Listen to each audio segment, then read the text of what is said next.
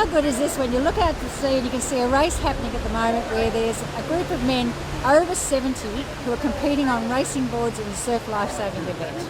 So it goes to show you're never too old to have a go.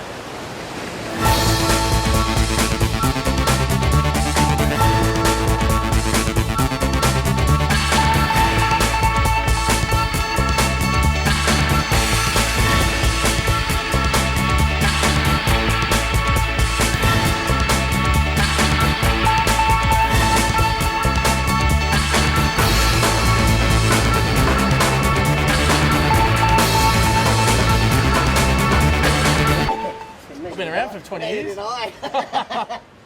Been around for 20 years, I never got one. It's a 30-year-old jacket. It's been worn twice. No, it's a secret jacket. So Zane, how's it been? So far it's been better than what I expected. I got the phone call at 1:20 on Thursday morning telling me that they had a good match of a kidney available, and I was to get myself straight into Royal North Shore Hospital ASAP. I arrived about 3 o'clock, went through the process of getting some tests done. By 5:30 I was down in pre-op. Then about 6 o'clock I saw my kidney arrive, and then was whisked into the operating theatre at 6:30. And next thing I know it's 1 o'clock and I've woken up in recovery, and from what I was told, the reports, the kidney was starting to work pretty much straight away, and which was a relief. Everything started working, and I spent 4 hours in recovery. They came up to the ward up here at 9A, and each day it's been getting better and better, and my recovery's been getting better, and they're surprised by how quick I'm recovering, and I'm up and about walking, and I've had all the tubes and everything removed, and it's still looking really good, and all the tests are showing that the kidney's still working fine for only being 5 days old. So it's been a long process. You know, I was never expecting to get a phone call this early. I've only been on the list for 8 months after my mother was knocked back because of a little problem with one of her kidneys. But we were going to retest that next month, hopefully have another chance of her donating a kidney. But obviously now with this happening, it's going to change my whole life. It sort of makes me not go on the machine anymore, which you have to do 3 nights a week if you do it overnight like I do, and it's quite demanding. You've got to sort of commit to doing it. It restricts you going away on holidays or enjoying a holiday, and it's just it affects your life. Even though you try and not think it does, it actually affects your work life and your life in general. And you've just got to be positive and throughout it all. And I've sort of been positive through it and waited, and the moment's finally come that I've got a good working kidney that's making my body better, and it will enable me not to go on the machine again, and I'll have more freedom, and it's like a new life. So it still hasn't fully set in yet until I'm home and they take the machine away from home. And that's when it will fully set in that I won't have to go on the machine again, and I'll be able to live more of a normal life, work a lot more, travel, things I've always wanted to do that I've been restricted to do. So I can't say a bad word, and it's awesome. It's the best thing that could have ever happened after four long hard years of getting always bad news with surgeries and finding out I had kidney problems, and it's about time I had some good news. So it's the best feeling ever. So you have been dealing with kidney issues for the last 4 years? Yeah, in 2008 I was diagnosed. I was actually about 176 kilograms, and I was diagnosed with a disease called IgA nephropathy and type 2 obstructive sleep apnea, and my blood pressure was through the roof. So I basically spent 2 weeks here at the old Royal North Shore Public ICU and had a number of tests done, and was basically told that if I didn't do anything about it I'd be underground and dead in 2 years because my body was going through so much and it couldn't handle it anymore. So I made the decision then to have gastric band surgery, and I went through the process of that. And in December 2008 I had gastric band surgery here at the private hospital, and that changed my whole life. I basically started losing weight straight away, and in the end I lost 76 kilograms from gastric band, from a lot of hard training and eating the right foods and doing everything right. And that just changed my life. I was able to get a job as a council lifeguard, which was always a dream, and I could never do it because of my weight. And I've been at Manly Council as a lifeguard with them for 5 years now, and I'm living the dream. I'm working on the beach. I spend all my time at the beach, and I gave myself another chance at life by having that surgery. But then it all came down to a shock in 2012 when I got a phone call from a kidney specialist telling me that I had less than 8% use in total of my kidneys, and I need to go on dialysis, and that was a massive shock because I thought my life was over, like I couldn't work, and that was sort of shattering. It sort of really hit me, and I broke down. But after sort of talking it over and working out that I could do dialysis as well as work, it made me feel better, and I just remained positive about it, as hard as it was. And so I had the surgery to be able to do dialysis, and then I had to go through 8 to 10 weeks of training at the community health centre so I could do dialysis from home. So that my work was really good. I was able to work 3 or 4 days a week, and I came in and did three days of training a week at the community health centre. And then I finally got the machine at home, which was a lot more freedom. I could do it on my own time, as long as I did it, no more than 2 days apart. I still worked full time. I enjoyed all my duties. I drove IRBs. I lived life to the fullest. It was just a matter of going on the machine every couple of nights just to clean out the body, because the kidneys couldn't actually do it, and the machine did what the kidneys couldn't do. Cleaned all the excess fluid out of my body and basically made me survive and made me live. So it's been tough along the way for myself, but my parents, with a lot of stress and other complications that I've had, but I've fought through it, remained positive the whole way, and finally I've had some good luck, and I can't complain. Like, getting a new kidney is the best thing ever, and it's a load off my shoulders, and I'm going to do everything I can to make sure I keep this kidney working well and looking after it. And it's basically just means I don't have to go on a machine anymore, and I'm off now for 2 months. It's going to take 2 months to fully recover, but I'll be a lot better and ready to go for next season, which starts in September. So that's great.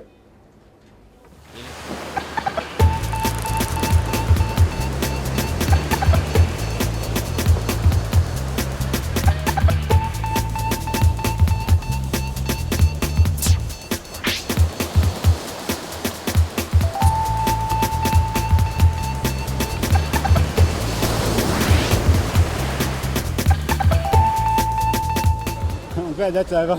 That was hard work. How long have you been pedalling a ski? About nearly 20 years now. Yeah, but it's the first medal I've ever won on a ski in that state. I never win medals at Aussies, but to actually win one a state, that's unreal. I'm wrapped. Bloody hard work though.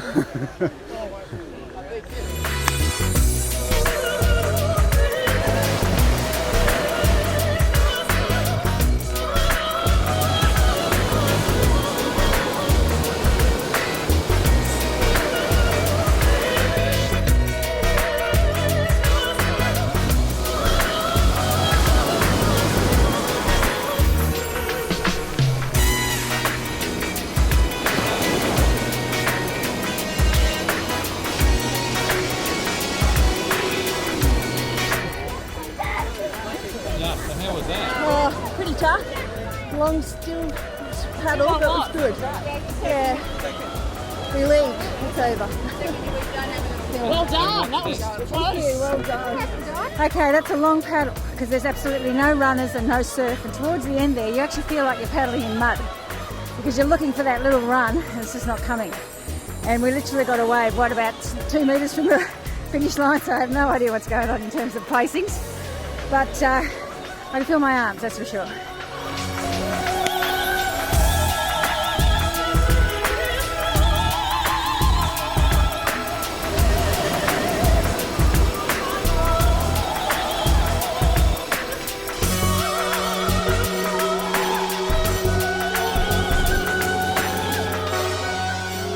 It was hard. There's nothing till the end on that little white run that I got. Otherwise he'd have killed me. Oh. How long have you been paddling? 45 years. Started when I was about 30. I tried to be a swimmer before then. Didn't work. I paddled. Oh, well, that's good. And but every time I win the state, he wins the Aussies. Oh, about 25 years on the skis, but been competing for, 55, 56? since 1958 when I was in the juniors. Yeah. Okay.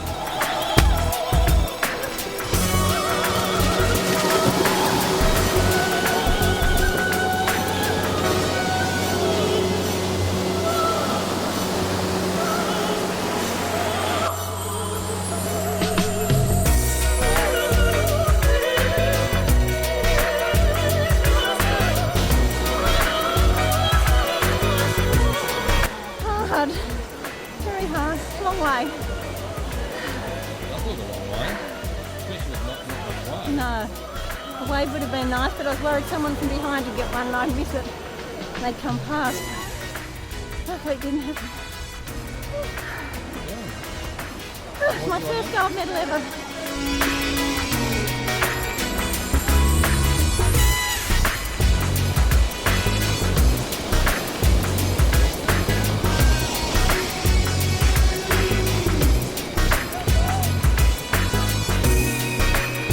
Nice to beat Dale.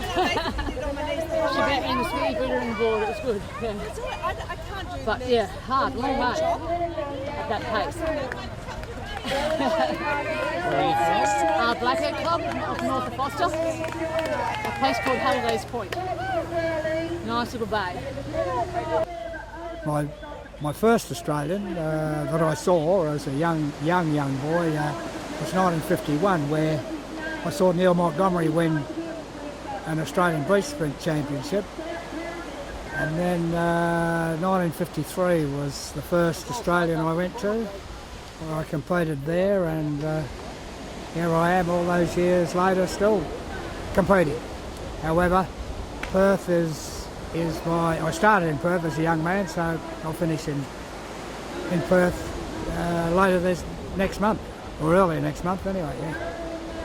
So catch up with old friends and think about departed ones. Yeah, that was tough. That was an absolute slog. It was a flat paddle out with a bit of a breeze, big pack, and just had to sort of cover the fast guys at the front, sit in the wash, and then belt it out on the way back. Just come back in your own water and just go as hard as you can. So yeah, terrific. When did you get started? When did you actually start? Racing. Yeah. I started as a 38-year-old. Both my boys joined Nippers at Freshie, so I joined after they joined and just started paddling and love it. Did my bronze. Done 10 years of patrols, so I'm long serving now, and sit on the committee at Freshie and train each week and race as often as I can. Was that a slog on the way back or what? Oh mate, I thought it was only you there. I looked across and went, oh shit, there's a couple more. We all hung off you, hey. I could feel you. You guys were all working like maniacs. We went, oh, this way. It was nice sitting back there. So now I'm ready. Wouldn't mind a few more waves though.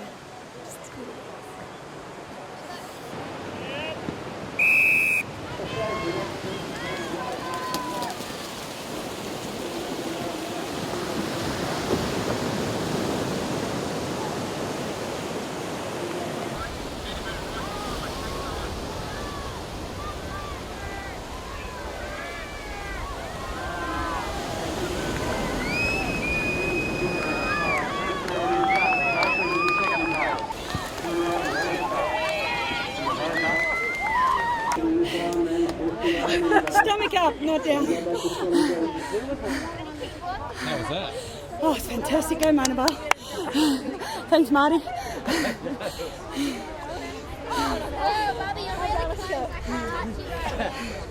Team Mona.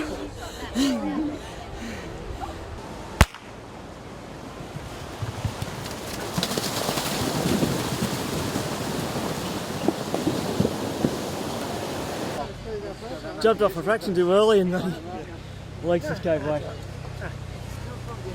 Legs just gave away. Yeah. How was it? It's a long paddle. It's good. Good race. Exactly. Good conditions. So much more power. Yeah. Wow. Get the heart started. Tough. Long paddle. Not many runners and a big mob. And lucky there was an edge. The guy was in front, just didn't get his feet quick enough, and I found my feet. So great result. When did you actually start competing? I started when I was 42. I joined the surf club and started board paddling because I couldn't surf. I had an injury, couldn't surf, so I decided to take it up and loving it. New lease of life. Go to the Northern Beaches. Huh? While the camera is on the raspberries on the time. Yeah. Lie down, girls. Enjoy it. Bathing in the sunlight themselves. Finish up. This is Lynn Smith and she's from Ocean Beach. It's her first state carnival ever. And she's going in her it's her second race. She came 4th in the 1K run and she's about to do the board paddle. We're very excited. That should be the last Wish her luck. Hi there.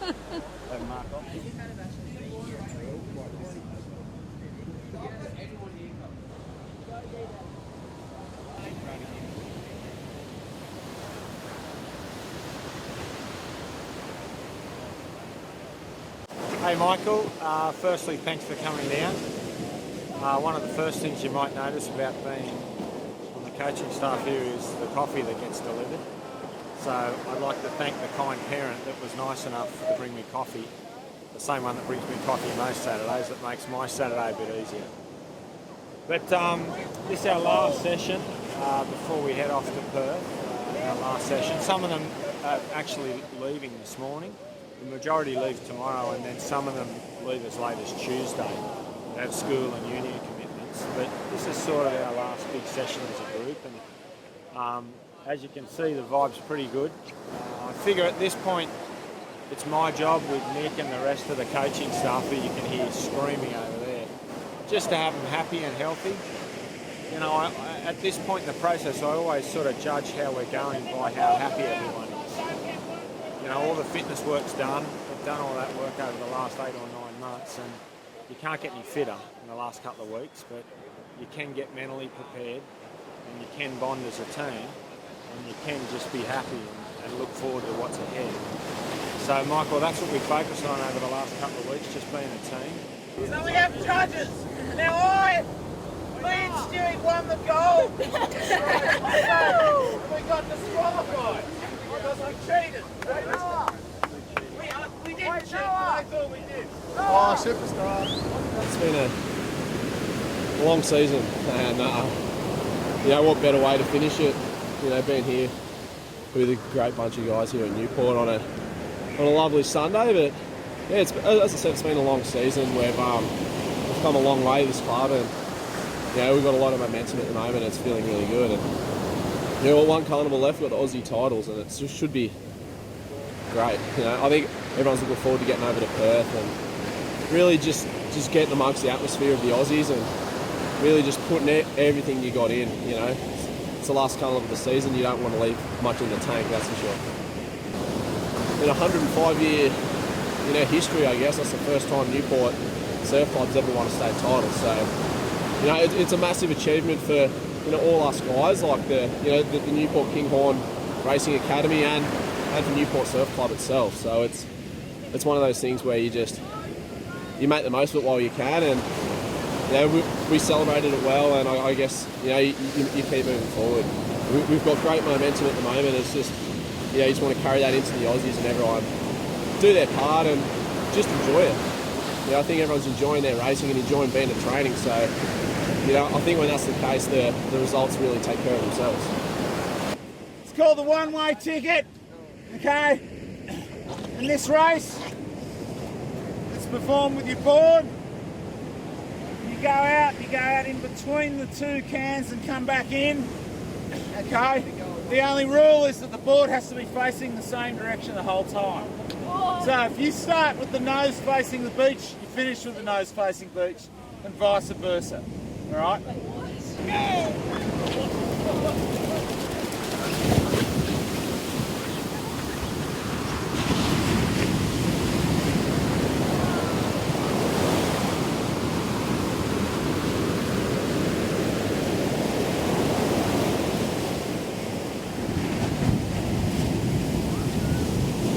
I paddled out forwards and tried to come in backwards, but it's one of those things you're so used to, when you come in to do your board finish, you had to pick up your front strap. And just by habit, I went to pick it up and the fin was in the sand. It was terrible thinking of me. That's the thing I love about this. It's our last training session.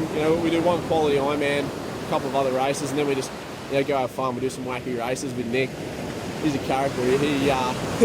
He thinks of some strange races, but You know, you look around here today on the beach, coaches are smiling, the athletes are smiling, and the sun was out. It was a beautiful morning, but yeah, everyone's ready to go. They're all having fun, and now it's just that mode where you stay in the moment and really just go and enjoy it. Just give it everything you got. Stuff we've just thought up out of the blue. It kind of breaks the monotony of training. This one's very special. The throwback Cameron relay. Nipper boards are included, the wade is included. It kind of like, at this time of year, you know, when you're 5 or 6 days out from a big bout of racing, your squad's minds are there, you know, they're there already, out in the race somewhere that hasn't happened yet. And it's really, really important at that stage that you bring them back to now, like, because, you know, if they're like that now, they'll get to Perth, they'll be in a race and they'll be thinking about something else, okay? The whole psychology of racing depends on you being right there in the moment with what's happening. So, having a few goofy races at this time of year really breaks everyone's minds up a little bit and brings them back into the present and delivers what we've always found to be really successful at Newport anyway, and that is just really keeping the fun factor high, you know. That's, I reckon, why a lot of these kids have hung with surf lifesaving right through their early adolescent years, where I'm sure a lot of kids give up. I don't know, because I haven't had that long experience of training them, but I know that what's worked for these kids is making it fun all the time, over and over again, renewing the fun of interacting with the ocean, and not just making it a grind all the time. Because I'm sure if I was 14, 15 years old and I'd been doing something for 5 or 6 years and I had some old guy yelling at me to run back in the water, I'd start thinking it was getting a bit old. But they, you know, they cop it pretty good, you know. There's quite a wide range of age now. You know, there's Kenj, and there's kids who are coming up in the under-14s, Freddie and Harry and so forth. There's a lot of really good girls coming in now. So a bit of range helps that fun factor too. There's a bit of social interaction as well. Off state, we're really pleased for the club. First time in 105 years that we won the state championships, but we've still got Aussies to go, and we're up against the big guys here, where the Northcliffe's probably going to be the favourite. Obviously, they won their state by the amount of points Manly and Newport had. We had at state, so we only scored the amount of points they won by. So they've been current champions past 13 years. So they're really going to be the ones to beat. We've got Mooloolaba, you've got a few really top clubs up there, so we're under no illusion it's going to be a tough gig. All we can ask of these guys is race their best, and that's all we can do. So they're all ready to go, and we'll see how we go. I asked the whole squad the other night the 4 things I really want for them in Perth. First and foremost, I want them to be a team, and I want them to support each other. And I want them to enjoy the good things together as a team, and I want them to also help each other through the disappointment. That's really important. As individuals, I want them really to be the best they can be. A common mistake, particularly in this sport and all sports, I guess, is people comparing themselves against others, and that's not what we try and focus on here. We try and get individuals to be the best that they can possibly be. And so we really ask them hard to work on that. We ask them to think about not having regrets at the end of the carnival. And disappointment's a part of life, so we try and separate disappointment from regret. Particularly in this sport, it can be heartbreaking, so disappointment's a part of the journey effectively. But we want to try and avoid regrets over there. Things like I should have warmed up better, or I wish I'd warmed down last night, or I didn't go to bed early enough. They're all things that they might regret afterwards, so we try and work hard on a team and minimising those things. And finally, Michael, the most important thing for me and our whole program is that they enjoy the Aussies. For me, and I think for most of the team here, the Aussies is better than Christmas. We really love it, and the squad really loves it. And at the end of the day, The results will be what they'll be. A lot of those are out of our control. We only race for ourselves, we can't control the others. So we get there, we do our best, but most importantly we leave Perth really feeling like we've really enjoyed what we've done, our whole season together, and the ultimate destination of the season is the Aussies, and we want to really enjoy it. So it's been wonderful. I want to say on behalf of the club, mate, the job that you're doing for this sport and promote it is not lost on us. We sincerely appreciate it. We think that this is the best sport. We're obviously biased, but the extra coverage that you're giving it and personal sacrifice you make to make it happen is sincerely appreciated by everyone in our club. So thank you, and we look forward to seeing you in Perth. Cheers.